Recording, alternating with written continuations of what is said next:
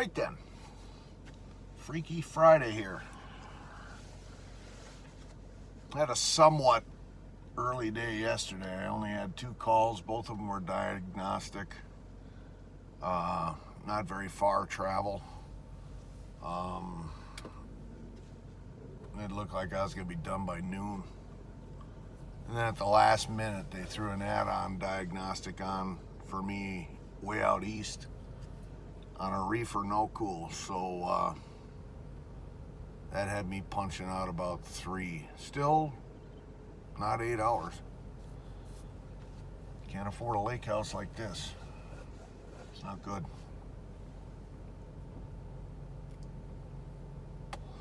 Paid the rent for the trailer yesterday morning. Ouch, that sucks.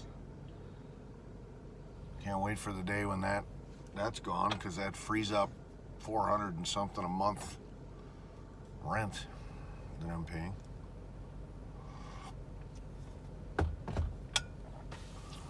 Things will start to fall into place, slow but sure. I watched some interesting YouTube this morning on the end of days coming up here. In other words, the end of from a religious perspective, the end of the world, the rapture, the tribulation, all that shit. There is a lot of talk about that. How all the prophecies in the Bible are coming true. Verifiably true. And it's not too far off. Yeah. So, if you're not right with your Creator, you better get right with your Creator. It's not going to be good. Last night was kind of cool. Scrunch did a huge favor and went down to the turd and picked up a list of stuff that I had that I need up at the lake house. And so while she was there, I knew I would have to walk her through this. How to get in the house, how to get into the tiny man shop, what items I need, things like that, right? Description of what I'm looking for. So I was sitting out on my screen porch where I thought I had better cell phone signal, but I still only have 1 bar. I could walk around that whole property and it's only 1 bar of signal. The instructions on that new cell phone booster antenna thing tell me to walk around the property and find the best around the house and find the best, strongest signal, and then that's where you want to locate the booster antenna that goes outside, the receiver antenna, signal receiver. Well, anyway, I'm sitting on the porch talking to Scrunch, and the cat's out there with me. The cat loves the screen porch now. It's essentially like being outside without being able to get away. So she's watching the birds zip by. There's a couple of squirrels that were feeding on the remnants of the bird seed from that failed experiment with the bowl bird feeder thing. That's going in the dumpster here. And all of a sudden the cat goes on alert. She's all standing up, freaking all arched up and shit. She's trying to look around one of the poles in the porch, but the screen won't let her get her head out there, so she's trying to look around the corner of the post. I'm like, what do you see? What do you got? All of a sudden I hear this faint crunching in the leaf litter in the yard and shit. And here comes the 2 families of Canadian geese that I showed you video of swimming around in the lake, walking right down my side yard, right next to the screen porch. 1 in front, 1 in back, and all the fuzzy goslings are between them. 2 families. Yeah. They trundled down my side yard. They waddled their way down to the lake. They found a slot through the grass, the tall grass, that they could walk in. And then they're out on the water, swimming away. I'm like, that is so cool. Don't see that every day. So, that was kind of sort of the highlight of the evening. Yeah. So anyway, I sprayed for spiders last night, outside and in. Now, I already sprayed the outside.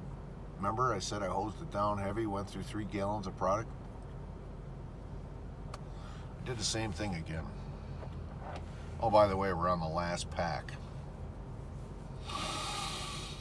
And then I'm going to try to quit again. Should be an interesting weekend.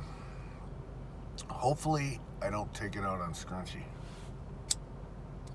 And if I do get irritable, hopefully she understands what I'm going through. The diva told me, I don't know where she heard this, but quitting smoking is harder than quitting heroin.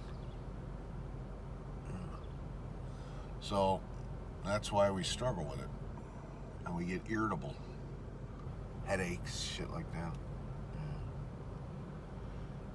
It's hard to get over the habits. You get done with a nice, big, satisfying meal, and the first thing you do is reach for the smokes to have your after-dinner smoke. Sex? After-sex cigarette? Yeah, that's nice. Trust me. But anyway, I'm on the last pack. I will be out by the end of business today. And tomorrow, we're stomping around in the mushroom woods. I don't see how that can frustrate me to the point of anger. Unless I fall. Yeah. I don't know. We're going to try it again because really, since I bought this new carton, I've noticed these things taste like shit. And they self-extinguish. It's something they didn't do before. Yeah, you could leave one of these cigars sit on the ashtray and it would ash, although it would just keep burning. So they've added that anti-smolder chemical to this, and now these taste bad. Good time to quit. So, after I sat out on the deck and walked Scrunchy through the process of grabbing the stuff that I needed, I went back in the house and I was sitting watching some YouTube stuff, and I look out on the lake, and the lake is glass and there's no wind, and I'm like, what am I doing? I can always do this after dark. So I grabbed the little micro rod and I go down on the dock and just hammered them, one right after the other. Crappies and bluegills. Yeah. I really got to get Phil up here. Phil likes his homegrown fish fries, you know. I got to get him up here and send him home with a bucket full of fish. Yeah. That'd be nice. I was talking to Collie yesterday too, and her mom, well, all of them actually, they like bluegill, panfish, fish fries and shit. And I told her, I said, come up some evening after work. Sit on the dock. I'll send you home with a bucket full of fish. It's my way of giving back, you know, in whatever capacity I can. So, oh yeah. Today I got that brush fire customer, the guy with the refrigerator that was threatening to sue us and because we wouldn't exchange his refrigerator after he had it for 3 years. We're indebted to him forever. Yeah. Some of these customers, that's how they think. I bought it from your store. You owe me. What? Flawed logic there. This guy's kind of simple. But he thinks he's a big shot, talks a big game, acts like a tough guy. Yeah. So I got to go there, and I got to put this special UV ultraviolet dryer on there that has a dye in it. Then the compressor will pump that dye through all the tubing in the system. And I got to try to find a leak in the system that's buried in the wall. Not going to happen. According to the factory tech line guy, he's trying to tell me that the dye, if the leak is in the wall, the dye will travel down the pipe as a liquid. And it will exit out the opening in the cabinet wall. And when you shine your ultraviolet light on there, you'll see the yellow glow where the pipe comes out of the wall. And that's how you can confirm and know that that's the pipe that has the leak. And there is an internal leak. And it's not repairable. Doesn't matter if it's non-repairable or repairable. The guy's had it for 3 years. And no refrigerator manufacturer has a warranty outside of the 1-year warranty that covers a fractured line inside the wall of the cabinet. You can't come 4 years down the road when this phenomena happens. How it happens, I don't know, but it happens, or it's discovered, and say, yep, unrepairable, you owe me a new fridge. This guy is not going to get the results he's looking for. He's looking for a new fridge. Now, granted, it's a $5,000 refrigerator. Yeah. It's what we call the Twins. It's a commercial series, commercial unit, standalone refrigerator, standalone freezer, like a restaurant would have. $5,000 for each unit. So he's got $10,000 in refrigeration. He wants a new one. It's not going to happen. It's just the luck of the draw. It's a freak situation, and there's nothing that can be done about it. I can't find where the leak is in the wall. I charged the system up with 200 psi of nitrogen. That's a lot of pressure. Yeah.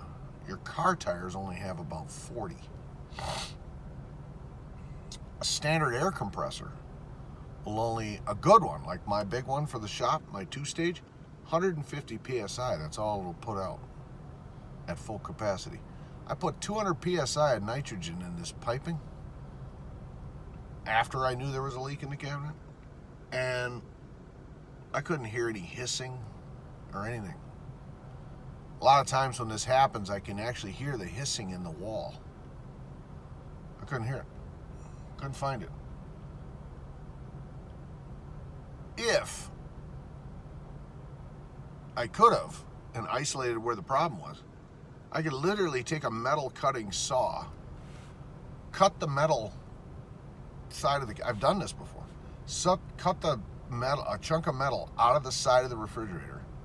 I did, the one I did was in the back on an LG. Expose the foam, take a screwdriver, dig out all the foam to expose the pipe, cut the pipe where the crack is, and put in a splice. Trust me, that's dicey, because that cyclopene that they use to fill the refrigerator is very flammable. Make the repair, pack the area with insulation, and then reattach the metal plate that I cut out. I've done that once or twice. Yeah. Fixed the problem. Knowing this guy and the fact that he's got 5G in this refrigerator, he would probably authorize and want me to do that just to get it running again. But I'm not gonna. You know, liability on that is too risky. So the whole thing starts on fire, and you know what I mean? So this is not going to end the way Steve wants this to end, with the exchange of a refrigerator. Per the instructions from Frigidaire, I am to install this filter dryer, recharge the system, let the unit run for 2 weeks, then go back with my ultraviolet light and find where the leak is. Yeah. So I'm going to go through the process. I'll do the song and dance, but it's going to have the same end result. The system's going to crash. I'll go out there. I won't see any dye coming out of any. Yeah. It's not good. So that's my Friday. And then I have to put a water valve in a refrigerator on a customer that installed his new refrigerator on a brand new build on the house. And the water valve got plugged up with silt and sediment. And now he doesn't have ice, he doesn't have water out of the fridge.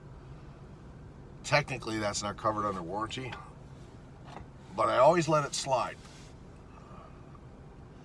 But I tell the customer straight up, get pre-filtration on your water supply for the whole house. Install a Rusco filter so that doesn't happen in the future. I gotta do that, and then the other two are diagnostics. So I got 4 calls today. 2 are right here in my area. The other 2 are northeast. Yeah, so we'll recover some of our hours, I think. I'm going to continue to milk it out today because Scrunchy's not coming up to the lake house tonight. We were talking about it, and she's got a valid point. So she just was on vacation for 4 days away from the cats. She too has a house that she's renting, and she's got shit to do. She's got to clean, she's got to do laundry, dishes, stuff like that. So she said if I come up there tonight, as much as she wants to, if I come up tonight, that means I'm there tonight, all day tomorrow, all day Sunday. That's too long to be away from the cats. And she's got some things she needs to do at her house. So she's not coming up tonight. She's going to come up early tomorrow morning. Yeah. And we'll start the rodeo then. So, like I said, tomorrow's mushroom hunting. She's all jacked. She's watching her Facebook pages where everybody's posting, you know, what they're finding and stuff and where. And they're still finding them. Due east of us. Yeah, so that's good. So she has hopes we're going to find some. But I'm looking at the underbrush and the understory here next to me. It's full on summer foliage. Yeah, it's going to be a walking stick pushing aside the brush just to try to find these things all day long. And I myself don't have high hopes, but she's all excited, so I'm not going to stomp on her parade. Yeah. So, and then Sunday, I'm going to work on that signal booster project. And then early afternoon, Scrunch and I will get in a pontoon boat and we'll go out and do some bass fishing, northern fishing, for the during the magic hour. Then she's gonna spend the night and go to work from my place Monday morning. So, yeah. I gotta get out a calendar, and turns out we're not working July 4th. I don't even know what day that falls on. But the service department's not working, so if I want that day with pay, I gotta burn up a vacation day for that. I can take it off without pay, but can't afford a fancy lake house by doing that. So I might try to turn that into a 4-day weekend if I can. Yeah. So, yeah. All right. That's just a Freaky Friday update. It's not going to be freaky for this guy. But we'll talk to you soon.